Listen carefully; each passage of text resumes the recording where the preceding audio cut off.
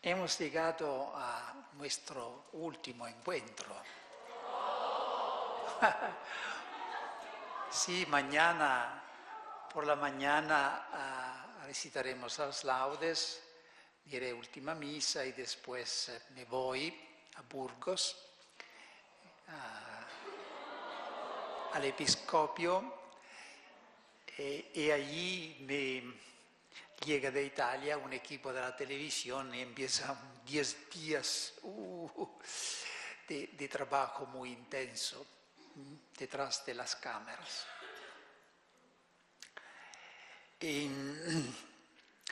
¿De qué hablaremos en este último encuentro? De algo que pienso será útil.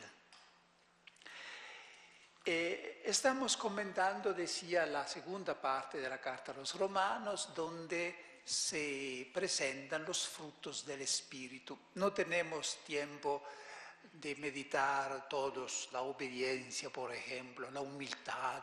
He dicho algo de la humildad esta mañana. ¿En qué consiste la humildad verdadera? No es sentirse pequeño, proclamarse pequeño, sino hacerse pequeño para enaltecer los otros, para servir a los otros. En el capítulo 13, San Pablo menciona un fruto del Espíritu que es la continencia, el control de este aspecto de la vida que es la sexualidad. Y en la carta a los Gálatas, donde menciona los frutos del Espíritu, encontramos precisamente también este fruto, cuando se dice que el fruto del Espíritu, los frutos del Espíritu son caridad, gozo, paz, longanimidad, afabilidad, bondad, fe, mansedumbre, templanza y templanza. Templanza, aquí se refiere a una templanza precisamente en el ámbito de la sexualidad. Y el capítulo 13 de la Carta a los Romanos también San Pablo habla de esto, cuando dice negativamente, dice, no estáis, ya conocéis el tiempo y que ya es hora de levantaros del sueño, pues nuestra salud está ahora más cercana que cuando creímos. Andemos decentemente y cómodo día, no viviendo en comilonas, borracheras, no en amancebamiento y libertinaje, no en querellas y envidias, antes vestidos del Señor Jesucristo, y no os deis a la carne para satisfacer sus concupiscencias. No dice todo lo que se puede decir de este fruto del Espíritu que es la pureza, pero nos dice cuál sería el lugar donde se quiere colocar este fruto. Es decir, en la vida nueva que hemos recibido tiene que producir estos frutos del Espíritu. Y como estamos entre nosotros, almas consagradas o que están a la búsqueda de la consagración, para nosotros la pureza se presenta de una manera específica, porque la pureza tiene una gran cantidad de manifestaciones. Hay una pureza de los niños, de los jóvenes, de los ancianos, hay una pureza del corazón, de los labios, de los ojos. Y nosotros, por supuesto, nos ocupamos de esta forma de pureza que se llama la virginidad, la continencia perfecta, total, por el reino de Dios. Y empleo la palabra virgen, porque en el Nuevo Testamento, virgen no es simplemente la mujer, sino todos los que no se casan. En el Apocalipsis se habla de personas, hombres, que no se han unido a las mujeres y se llaman las vírgenes. Entonces, virgen es un título que se refiere a hombres y mujeres. Ahora se habla de celibato más para los hombres y virginidad para las mujeres. y vamos pronto a descubrir los fundamentos bíblicos de esta forma de vida. Primero quiero leer, porque me utilizo, como podéis imaginar, este librito, La Virginidad, que he escrito. Voy a leer algunas partes de la introducción de este libro que nos da el sentido del estilo con que yo intento hablar de esta forma de vida. Actualmente asistimos a una verdadera agresión contra este valor de la virginidad por parte de la cultura dominante. El ambiente, con frecuencia el mismo ambiente estudiantil que debería ayudarles a madurar, empuja a los jóvenes a avergonzarse de su pureza, a poner todo su empeño en ocultarla y hasta a inventar experiencias deshonestas que ni siquiera han tenido con tal de no parecer distintos de los otros. Alguien ha dicho que la hipocresía, que antes era el tributo que pagaba el vicio a la virtud, es hoy el tributo que la virtud paga al vicio. Como consecuencia, el efecto de este insensato ataque se ha dejado sentir también dentro de la Iglesia. Y no podía ser de forma distinta, dado que vivimos y respiramos el aire de este mundo, que nos asedia y nos desevangeliza dentro y fuera de casa. El celibato y la virginidad, se oye decir a veces, no permiten un desarrollo sano y completo de la persona. No dejan al hombre ser plenamente hombre, ni a la mujer plenamente mujer. Adivino una consecuencia de esto en el modo en que se orienta la propaganda vocacional. Cuando he participado en encuentros vocacionales, a veces he tenido la impresión de que la invitación a seguir llamadas de especial consagración se hacía bajo esta implícita premisa: abrazad nuestra vida, a pesar de que implique el celibato o la virginidad. Así podréis contribuir a la venida del reino, ayudar a los pobres, concienciar a las masas, vivir libres de la esclavitud de las cosas, promover la justicia social. Pienso simplemente que debemos arrepentirnos de nuestra poca fe y tener el coraje de invitar a los jóvenes a abrazar nuestra vida consagrada, no a pesar de la virginidad y del celibato que ella comporta, sino en razón de ellos mismos, o por lo menos también a causa de ellos, no a pesar de ellos. Tal vez sea este ideal como ocurrió en el pasado y en los orígenes de la Iglesia, el que consiga enamorar y atraer a los jóvenes a la vida religiosa y sacerdotal, antes que alejarlos de ella. En realidad, la virginidad por el reino es un valor espléndido, que las modas y el tiempo no pueden alterar.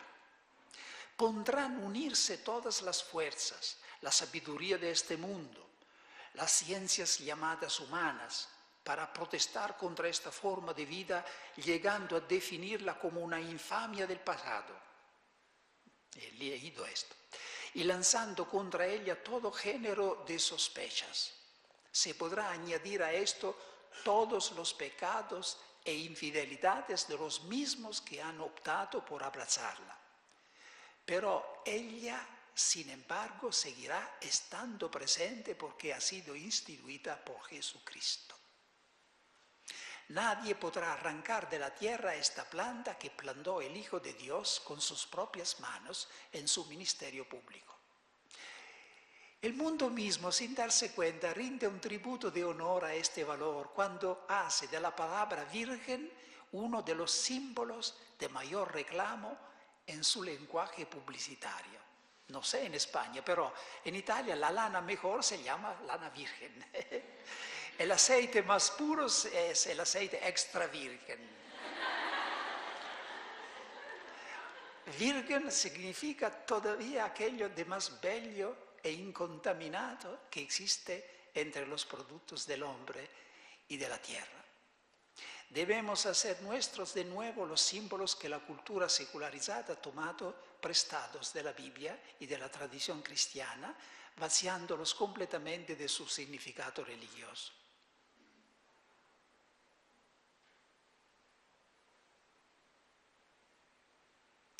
En una época como la nuestra, en la que el abuso en el campo de la sexualidad está amenazando las fuentes mismas de la vida y la naturaleza emite evidentes signos de protesta, el SIDA es uno de estos signos de protesta, se dice SIDA es un deber y un gozo para los creyentes redescubrir la alternativa radical del Evangelio. Esta alternativa no descalifica ni culpabiliza al sexo, sino que pone de manifiesto su carácter humano, libre y racional, impidiendo que degenere en un mero instinto y que caiga en la trivialidad.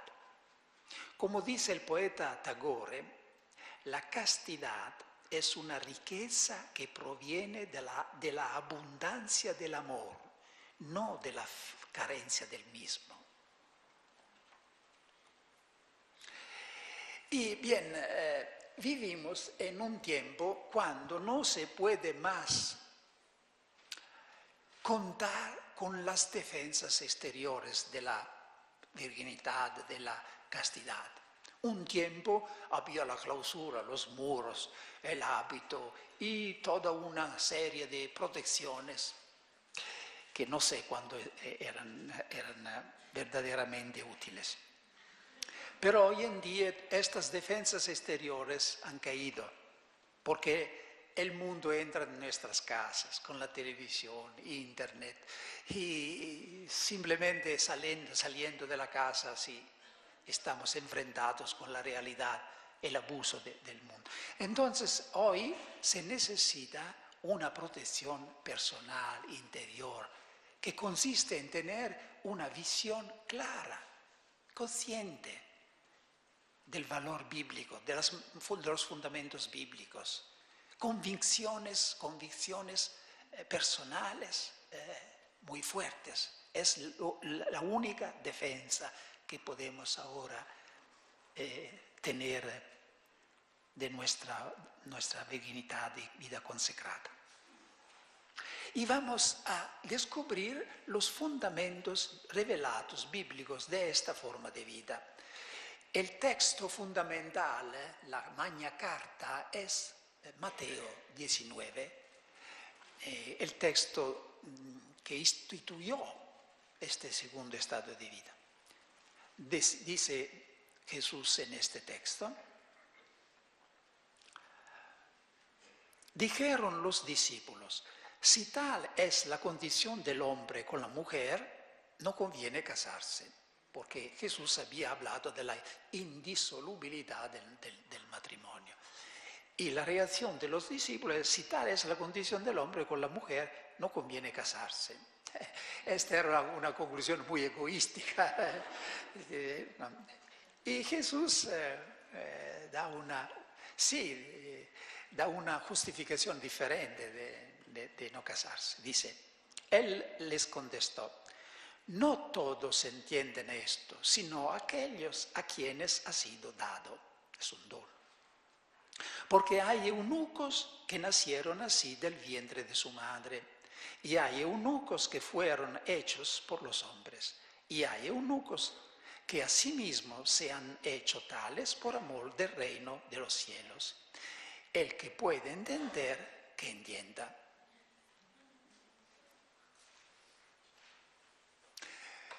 Sí, tal vez los adversarios de Jesús le acusaban de ser un eunuco, como lo acusaban de ser un comilón, un borracho, era una ofensa. Y Jesús toma en propio este término muy, muy ofensivo y le da un sentido nuevo. Dice, hay tres clases de eunucos, de gente que no se casa. Hay eunucos que nacieron con un defecto que impide de casarse. Hay eunucos que son tales por las circunstancias de la vida, porque han sido impedidos por los hombres. Y hay eunucos que se hicieron tales por el reino de Dios. En este tercero caso, la palabra adquiere un sentido nuevo, no es un sentido físico, sino espiritual. Hay gente que no se casa por el reino de Dios. Entonces, la razón profunda de este estado de vida es el reino de Dios. Antes de Jesús no existía sino el matrimonio. No casarse era un pecado. Los rabinos decían que el hombre que no se casa no es ni siquiera un hombre, porque era el precepto de la escritura casarse. Es la venida del reino de Dios que permite, que introduce una segunda posibilidad, que no descalifica el matrimonio, sino que lo hace una elección. Antes era una obligación el matrimonio, ahora es una elección libre. Se puede elegir entre dos posibilidades de vida. La venida del reino de Dios ha creado esta posibilidad. Es como por el Estado. Antes de Jesús, el Estado era todo. Era el reino de Dios, era teocracia, que significa al mismo tiempo política y religión, como es entre los islámicos, ¿no? Jesús, anunciando el reino de Dios, no ha abolido el Estado, pero lo ha relativizado, porque sabe que no es el absoluto, hay un reino de Dios, ¿no? Y así es el matrimonio, no solo está mantenido, sino que ha sido elevado al grado de sacramento. Pero está relativizado porque hay segunda posibilidad. Entonces, concentrémonos sobre esta motivación, el reino de los cielos o el reino de Dios, que es la misma cosa. Ahora se define la naturaleza del reino de Dios con una expresión, con dos adverbios.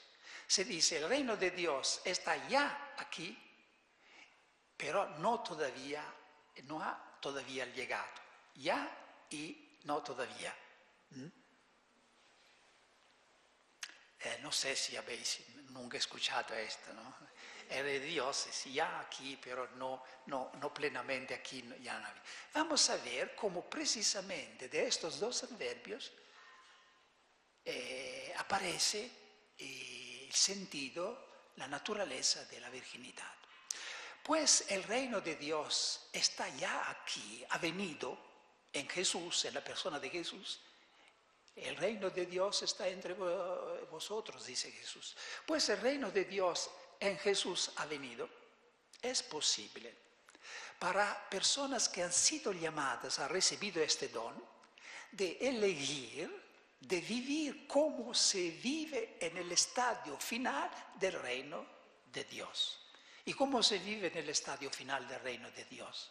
Lo dice Jesús en otro lugar. Ahí no se toma marido y no se toma mujer, porque son como los ángeles y Dios lo es todo para todos. Entonces, esta sería la dimensión profética de la virginidad y del celibato. Profética en el sentido que con su simple existencia proclama que este esquema del mundo presente pasa y estamos caminando hacia un estadio final de la Jerusalén celeste. Es la dimensión profética de la virginidad. ¿Para quién es esta profecía? Primero, para los casados. Les recuerda que el matrimonio es bueno, ha sido instituido por Dios y santificado por Jesús, pero no lo es todo. No se puede hacer del matrimonio el absoluto. Entonces, la existencia de la virginidad y del celibato es un recuerdo a los casados, que no pueden hacer del matrimonio el absoluto. Desgraciadamente es lo que pasa en el mundo.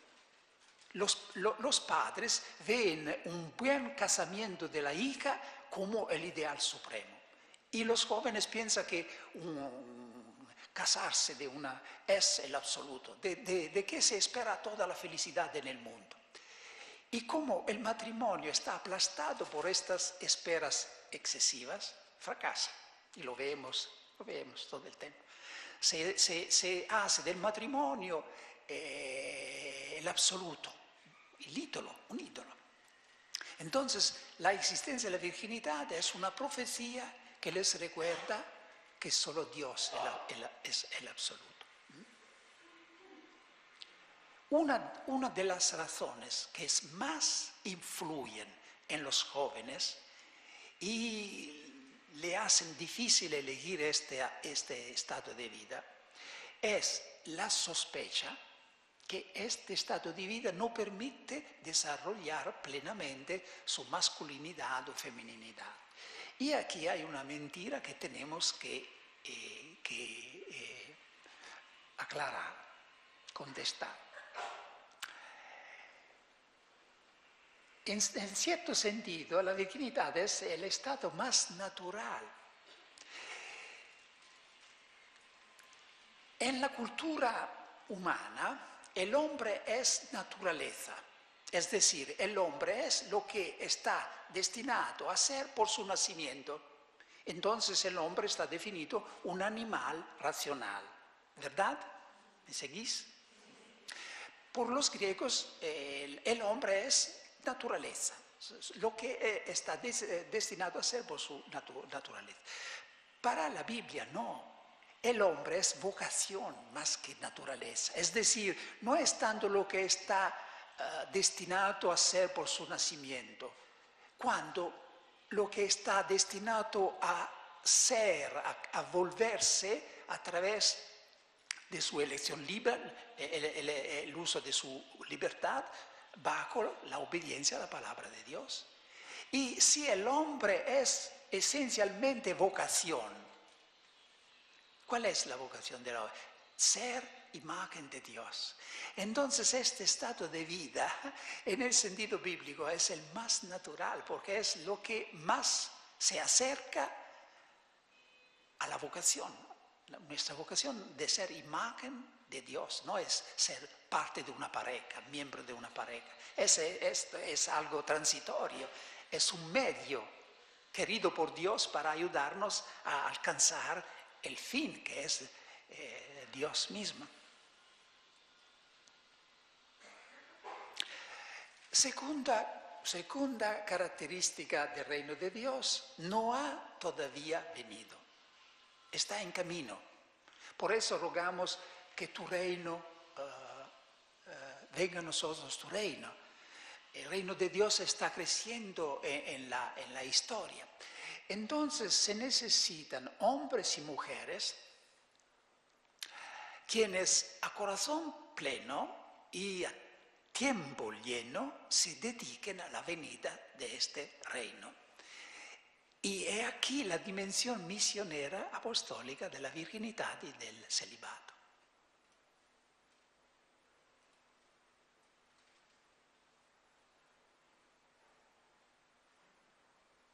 Y aquí se funda también la fecundidad de este estado de vida. No es un estado estéril la virginidad. Hoy se habla mucho de la calidad de la vida y se dice que es más importante acrecentar, se dice, o aumentar la calidad de la vida que la cantidad de la vida, ¿no? Bien, los vírgenes son precisamente los que trabajan para la calidad de la vida, la calidad espiritual, ¿no? Y a veces también cultural, higiénica, porque se dedican a toda clase de necesidad humana. Entonces es un estado fecundo que engendra la vida espiritual. San Pablo tenía un sentido muy fuerte y dice a los corintios: soy yo que os he engendrado a través del anuncio del Evangelio. Soy yo que os he engendrado. Una vez yo había hablado a una gran muchedumbre de gente en Italia y cuando acabo de hablar a veces la gente me rodea alrededor, todos me piden. Entonces con las guardias del cuerpo estaba tratando de irme, ¿no? Y me sentí tirado me volqué. Era un joven que de lejos, antes que las guardias del cuerpo lo rechazaran, decía: Padre, yo soy cristiano gracias a ti. Que la palabra de Dios me había entrado este hijo y me sentí un gozo, una responsabilidad, porque vi que mi celibato por el reino de Dios verdaderamente engendraba la vida. Un padre de la iglesia, Gregorio Nacianceno, que ha escrito también poesías, ¿no? Al lado de tratados de teología. En una poesía, se dice poesía, un poema, tiene algunos versos muy atrevidos. Voy a decirlo primero en griego. Todos entienden el griego. No, hasta esta tarde recibiréis el don de lenguas y después podré hablar griego. Eprote parcenos e agia trias. Es un verso de esta poesía. Eprote parcenos e agia trias. ¿Qué implica este pensamiento atrevido? Que la primera virgen, la virgen por excelencia, no es la iglesia, no es ni siquiera la Virgen María. La traducción literal sería: la primera virgen es la Santa Trinidad. Y los padres de la iglesia nunca decían cosas así decir. Siempre tenían una idea muy clara. Y que lo que quería decir es que la Trinidad es la única que ha engendrado toda la vida gratuitamente. No para completarse como en el matrimonio, que se engendra la vida no solamente para dar la vida, sino para completarse, ¿no? La Trinidad gratuitamente, sin concurso de nadie, ha engendrado toda la vida. Es el modelo de la virginidad, que es precisamente gratuidad. Dar la vida gratuitamente, no para recibir algo, completarse.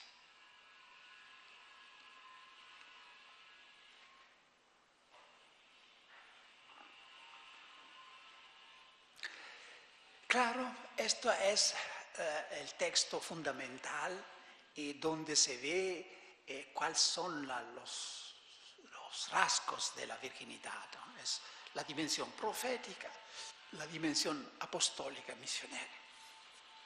Pasamos ahora a un segundo texto fundamental sobre la virginidad y es la primera carta a los Corintios, el capítulo 7.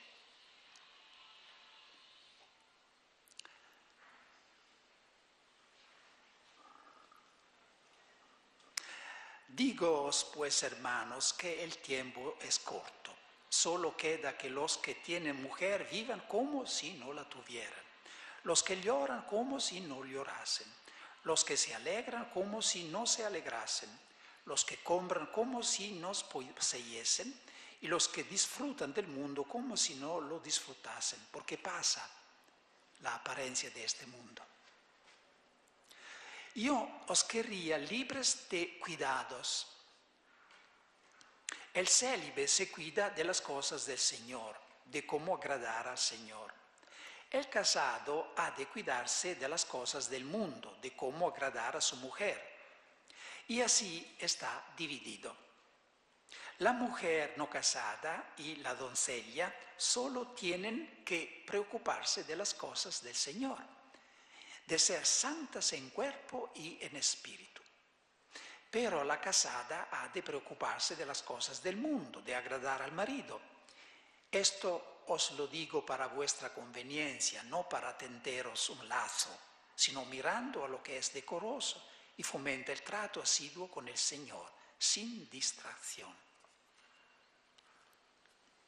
Se ve que después de algunos años, después de la Pascua, ya esta forma de vida ha tomado raíces en la Iglesia.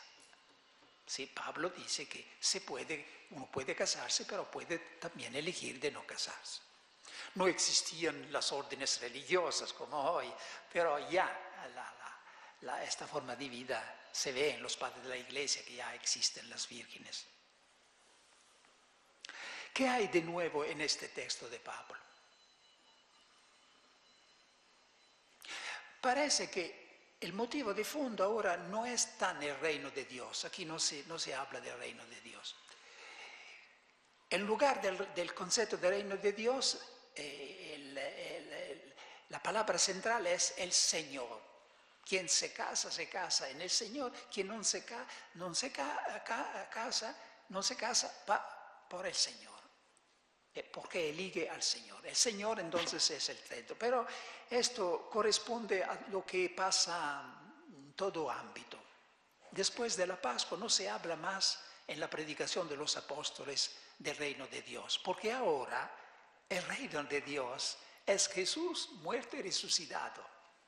Jesús empezaba a predicar diciendo: el reino de Dios ha venido, convertíos y creed al Evangelio. Pedro, el día de Pentecostés, empieza la predicación de los apostólica diciendo: sepa con certeza toda la casa de Israel que Dios ha constituido a este Jesús que vosotros habéis matado, Señor y Cristo.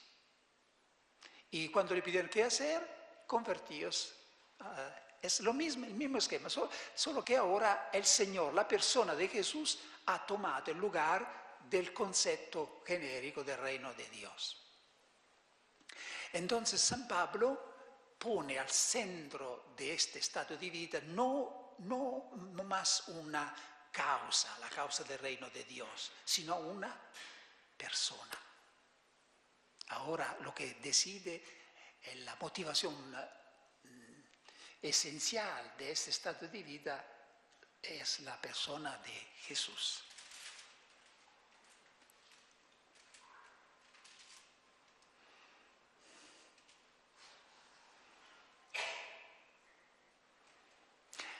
No se puede decir que este estado consiste en no casarse. No, es una forma de matrimonio, es un casamiento.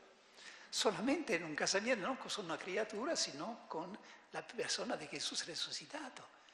Y el obstáculo a percibir la importancia de esto es que, como ya decía muchas veces, nosotros no tenemos una idea bastante realística de la resurrección de Cristo. Sí, pensamos que Cristo ha resucitado, pero no sabemos que está aquí. No nos damos cuenta, es difícil que entre en nuestra psicología este sentimiento que Él me está escuchando. Y después me dirá que sí.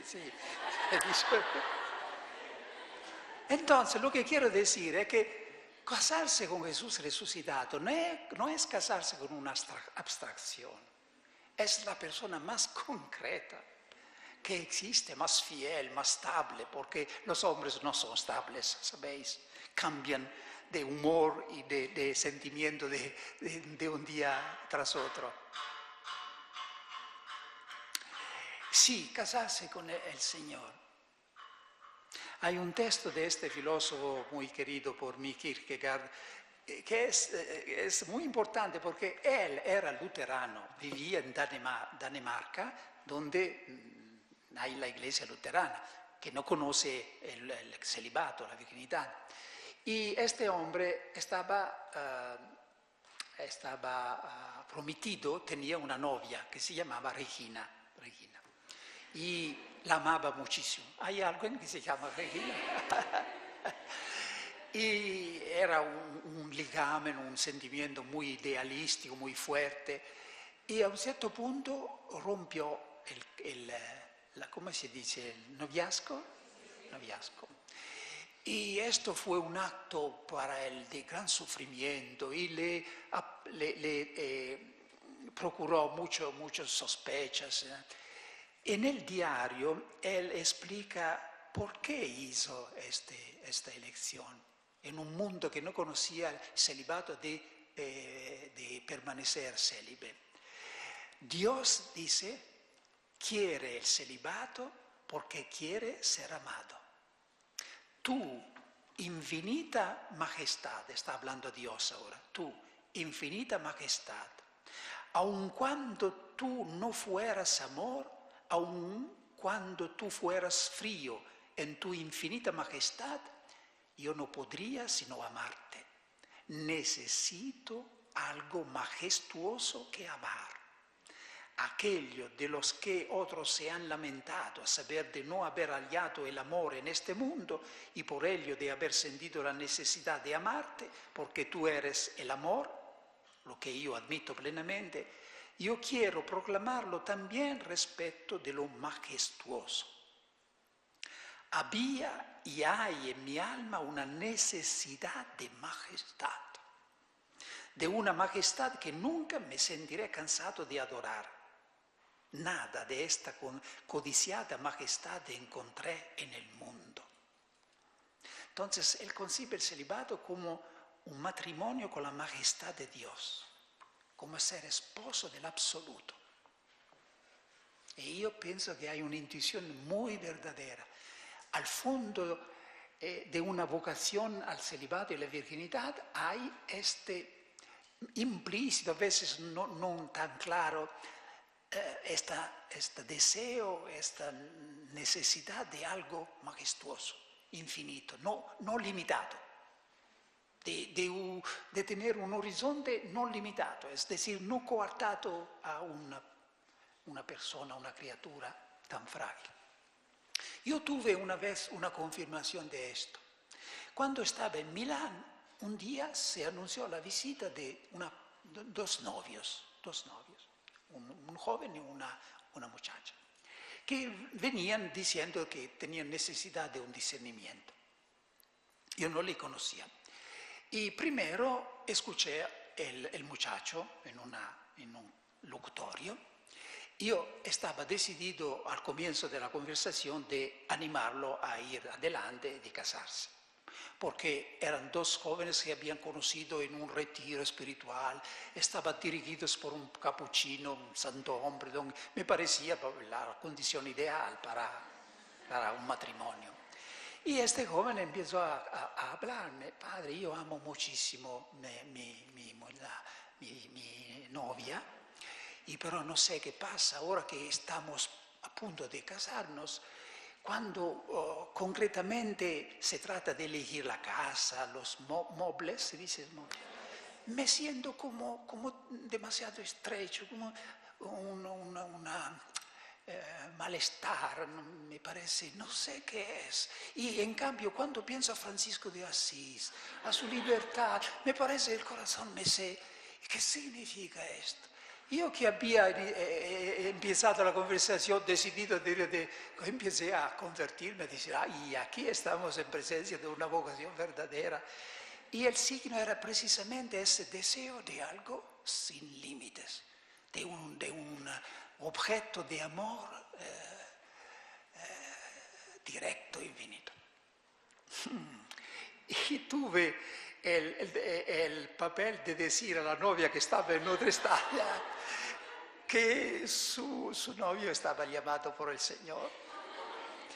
Y esta muchacha al comienzo, por supuesto, sufrió mucho, pero era una chica muy creyente. Y no sé, lo dejó libre este muchacho, que ahora es un capuchino y muy, muy comprometido, un joven verdaderamente válido. Y ella siguió estudiando y había perdido sus trazas, no sabía que... Un día me encontraba predicando retiro en Bélgica se dice, ¿no?, a los sacerdotes, y se me anunció la visita de una monja. Y era esta muchacha que había elegido de entrar estaba haciendo el noviciato en la Bélgica. Y eso ha sido para mí una confirmación que al fondo de una vocación hay verdaderamente no es el desprecio del matrimonio, eso no es suficiente. En el pasado se veía la virginidad como un renunciar al matrimonio, como algo negativo. No es renunciar al matrimonio. No, significa casarsi, però di una maniera differente.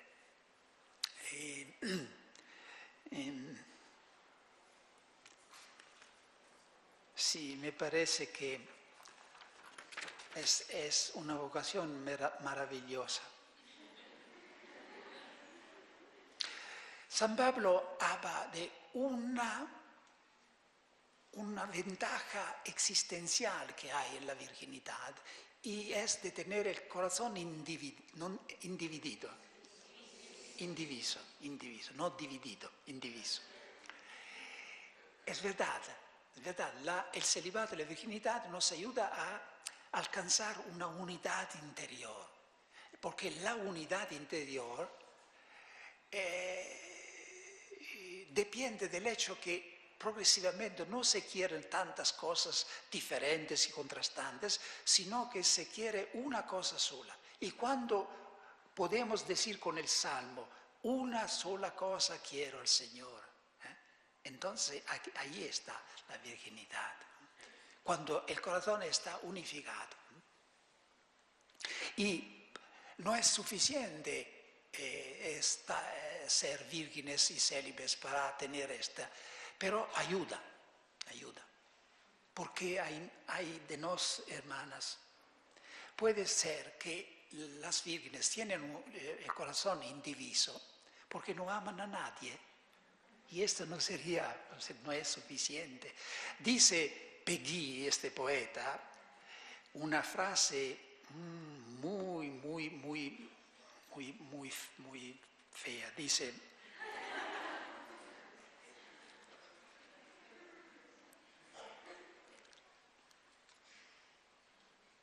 sí,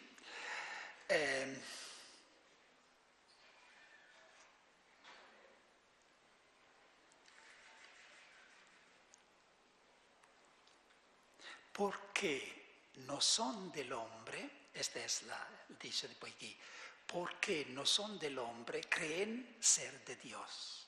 Porque no aman a nadie, creen amar a Dios. Es una posibilidad. Que en la vida consagrada hay gente que piensan de ser vírgenes porque no aman a nadie. Pero no aman a nadie no significa que se ama a Dios. Porque quien no ama a nadie, en realidad está amando el objeto más peligroso del mundo, a sí mismo. Entonces, la virginidad no significa no amar a nadie, significa estar enamorado de ¿quién? Jesús. Como el matrimonio sin amor es una cáscara se dice, una cáscara dura.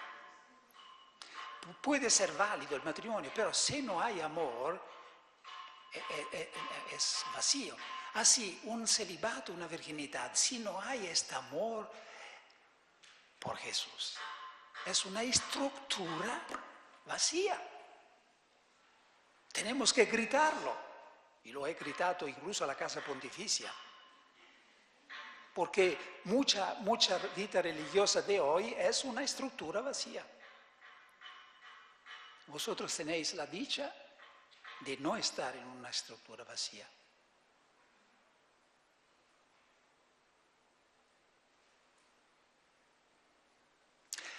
¿Estáis cansadas? Ya conozco esta respuesta coral. Es inútil que me haga ilusión, que me digan, sí, estamos un poco cansados. Se trata ahora de decir algo, cómo poner en práctica, cómo vivir este estado de vida de manera que pueda ser verdaderamente un estado de vida feliz, que nos hace libres. ¿Cómo? Porque, por supuesto, vivimos en la carne. Vivimos en un mundo que es lleno de sensualidad y por esto no se puede pensar que la virginidad pueda salvaguardarse automáticamente. ni siquiera el matrimonio, porque incluso en el matrimonio para permanecer fiel se tiene que luchar, que defender, hay peligros ahí. Pero hasta ahora estamos hablando de nosotros. Y primero tenemos que poner en claro la categoría a que pertenece este estado de vida. En la tradición, en el derecho canónico, se habla de los consejos evangélicos, ¿verdad? Pobreza, castidad y obediencia. Son los consejos evangélicos. Es decir, que no son obligaciones, sino cosas aconsejadas. Esta es una categoría justa, porque San Pablo dice, yo no tengo una orden del Señor, sino que os aconsejo. Pero no es la categoría única y suficiente, porque en realidad se entiende mucho más de este estado de vida partiendo se dice, de la idea del carisma. Es un carisma, es un don. San Pablo dice que el matrimonio y la virginidad son dos carismas otorgados a diferentes. Uno tiene un carisma, uno tiene otro. Si partimos de esta categoría que la virginidad es un don, un carisma, un don del Espíritu Santo. Por primera cosa, tenemos que cambiar nuestra mentalidad, porque nosotros pensamos que la virginidad es un don que nosotros hemos hecho al Señor. Y la gente nos ayuda, nos profundiza en esta ilusión. Porque a veces la gente dice, qué listos, ¿no? Elegir este estado de vida, qué sacrificio, renunciar a una familia, a una carrera. Y nosotros acabamos para creerlos, qué listos que son. Todo equivocado, porque es el Señor que nos ha hecho un don. No vos me elegisteis, sino yo os he elegido. Entonces, si esto es un don recibido, sí, por supuesto que después se hace don ofrecido, pero primero recibido, un don se recibe con gozo. ¿Y qué diría una persona si a Navidad recibe un regalo y el donador te da el regalo y uno lo pide? Sí. No cuida, no sería muy bien. ¿No? Entonces, primero debes recibirlo con gozo. ¡Qué bello! Es precisamente lo que esperaba desde hace tiempo. Si es un carisma, se tiene que vivir carismáticamente, es decir, con libertad, con humildad y libertad. Humildad, porque si es un don recibido, ¿cómo puedes enorgullecerte? ¿Qué has que no has recibido? Si lo has recibido, ¿por qué te enorgulleces? O se dice alardea. ¿Por qué te alardeas? Y humildemente, siempre la humildad ha sido una condición de este estado de vida. Ya San Ignacio de Antioquia en el siglo II decía, si una virgen o un virgen se jacta de su virginidad, es peor que un pecador. Es porque el pecador puede convertirse, el hombre seguro de sí mismo, orgulloso, no se convierte. Entonces, humildad. Y el carisma está definido por San Pablo, un don particular para la utilidad común. Claro, es un don particular para la utilidad común. Entonces, esto significa que no hemos recibido este don simplemente para nosotros, para hacernos santos. Lo hemos recibido para todos, porque el carisma es el don otorgado a uno por la utilidad de todos. Y como los casados se casan también para la iglesia, para dar hijos de Dios a la iglesia, para sustentar el mundo. Así nosotros no somos vírgenes y célibes solamente para nosotros, y también para los otros. En otras palabras, tenemos que aprender los unos de los otros.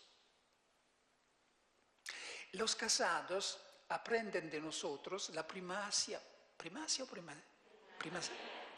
del Espíritu, de la palabra de Dios, Nos recordamos que Dios es el absoluto, no el matrimonio, no el sexo, no. Y a los casados procuramos la palabra de Dios. Aquí sois testigos de esto. Los laicos acuden, ¿por qué? Porque hayan aquí algo que les anima en su vida, ¿no? En su fe. Pero también nosotros tenemos que aprender de los casados. Yo he aprendido mucho. En mi orden capuchina, hace algunos años, antes del concilio, nos levantábamos cada noche para orar maitines, 1 hora. Y después del concilio, poco a poco, esta costumbre cayó porque había el trabajo pastoral, los estudiantes durante el día tenían que estudiar, de otra manera dormían, entonces se dejó de lado esta práctica. Ahora se conserva en algunos lugares noviciados. Bien.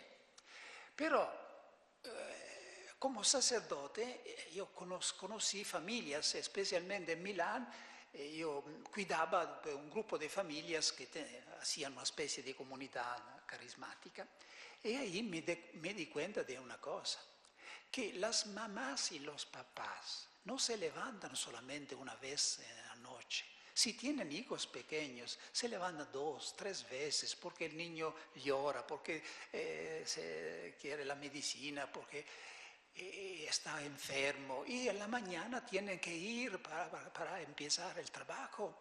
Y yo me dije, aquí si no nos damos una cierta disciplina y austeridad, los laicos no hacen una vida más comprometida de la nuestra. Entonces, el contacto con los laicos nos enseña la generosidad, el sacrificio, qué son capaces de hacer los padres para los hijos. Y a veces ustedes son testigos, para hacerlos estudiar han hecho sacrificios, ¿no? Renunciando a tantas cosas. Antes que hacer come si dice, una spesa, un gasto, una compra, piensan si es necesario. Entonces nos enseñan mucho. Y ahora en la Iglesia se está introduciendo esta novedad de los célibes y los vírgenes y los casados que trabajan juntos, cada uno con su estilo de vida, salvaguardando su independencia, incluso en la clausura, pero colaborando. Y es una novedad maravillosa, porque ahora en la Edad Media el contraste era entre los religiosos y el resto del mundo. Todo era cristiano. La división era entre los no casados y los laicos. Ahora el contraste mayor no es entre los religiosos y los laicos, es entre los creyentes, que son una minoridad, y el resto del mundo secularizado, pagano. Entonces no tiene mucho sentido de estar muy separados entre nosotros. Se tiene que colaborar tomando en serio las exigencias de cada estado de vida, ¿no? Sin jugar con el Señor, por supuesto. Los medios, una palabra también sobre cómo vivir este estado de vida, cómo salvaguardarlo, defenderlo. Y no se puede evitar de pronunciar una palabra, mortificación, que no tiene un sentido negativo. San Pablo dice en la carta a los Romanos, si con la ayuda del Espíritu hacéis morir las obras de la carne, viviréis. Entonces esta es una obra del espíritu, no es simplemente ascética, renuncia como sería para ciertas formas de ascetismo. Es una obra del espíritu, de mortificar las obras, las tendencias de la carne negativa, pecaminosas, para poder cultivar este estado de vida. Y hablando de mortificación, hoy lo más importante no es como en el pasado la mortificación de la gula, se dice la gula, el ayuno. Un tiempo se decía, la primera mortificación, ayunar, ¿no? No, hoy no es más así, porque la gente de fuera ayuna para mantener la línea, ¿no? Hay un ayuno ascético, higiénico, estético. Y la Biblia dice que los alimentos no son impuros, ¿no? Si se toman con agradecimiento a Dios. Hoy lo más importante es el ayuno de las imágenes, lo que entra a través de nuestros ojos, más que de nuestra boca. Porque la cultura de hoy ha hecho de la imagen el vehículo de toda su sensualidad, su paganismo. Entonces necesitamos tener un control, que no significa estar todo el tiempo como temblando, no, significa adquirir esta libertad interior que nos permite de juzgar, decir, esto pertenece a la malicia humana, esta es la creación de Dios, la acepto, esta es la malicia humana, sin turbarse demasiado. Sí, pero esta es necesaria. Una vez hablaba de la mortificación de los ojos, y ya me parece mencionado esto, ¿no? Y uno era un sacerdote, me decía, padre, pero no es Dios que ha creado el ojo para mirar todo lo que hay de bueno en el mundo. Y yo le contesté, sí, pero él que creó el ojo, creó también el párpado para cubrirlo. Una condición es también tener una idea de la sexualidad humana positiva. Es decir, conocer con libertad que eso es la creación de Dios, es buena, y no estar demasiado condicionados, turbados. Sería el mundo que tiene que avergonzarse, no los célibes, porque el mundo abusan de esto, hacen de la sexualidad el medio para reducir la gente a objeto, ¿no? Entonces una idea libre, porque Dios ha creado esto, ha creado el hombre y la mujer con un sentido, un fin maravilloso. Es decir, el fin de salir de sí mismo, a través de la atracción del otro sexo, salir de sí mismo, para empezar este camino que te llega hacia el otro sexo, el otro que es el próximo y el otro que es Dios. El hombre es por naturaleza muy orgulloso, muy orgulloso. Entonces el sexo es como una condición para ser humildes, para salir de sí mismo. Y verse con mucha libertad y ver cómo nosotros no hemos renunciado a nuestra sexualidad. Los vírgenes y los célebres tienen toda la riqueza de su sexualidad, que no se expresa simplemente en el matrimonio, en la dimensión, ¿cómo se podría decir en español? Generativa, en engendrar. Se expresa, todo lo que hacemos tiene un matiz particular, femenino o masculino, hay una sexualidad que empleamos por el reino de Dios. Y mencionamos también la devoción a la Virgen, ha sido siempre una ayuda muy grande para vivir la virginidad con libertad, con gratitud y con gozo. Amén. Amén.